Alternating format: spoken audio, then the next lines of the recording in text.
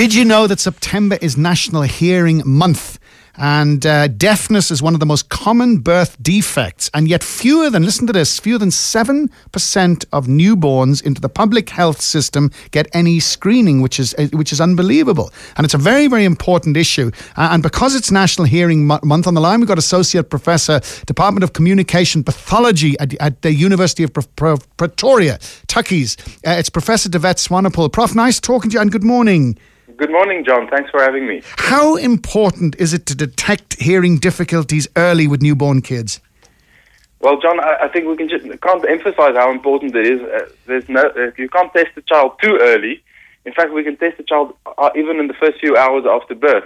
And the reason it's so important is because hearing is an invisible disorder. It's something that you cannot see with the eye or even with any clinical examination. So you need to do specialized test procedures. They're very quick. It's simple, it's not invasive, but if you don't do those tests, there's no way in which you know whether your child has a hearing loss or not. And if you do pick up a hearing problem so early, what can you do?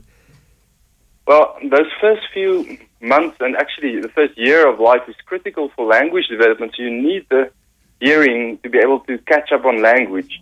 So the earlier it's detected, the earlier good diagnosis can be made, and from the diagnosis, amplification can be provided for the child. So that means using the residual hearing of that young child, using some kind of device like a hearing aid, maybe even a cochlear implant in some cases, to ensure that the child's hearing is optimal for developing language and speech. And that, of course, forms the basis for other skills like literacy, academic performance, and are also predictors of eventual vocational outcome and quality of life. Because I've got a colleague who had a son who's now doing brilliantly, and they thought there was something wrong with this kid. They thought that this kid somehow was mentally challenged, and they discovered at the age of 3 that he actually was deaf, almost stone deaf. Now the guy got the cochlear implant, and he's doing brilliantly at school.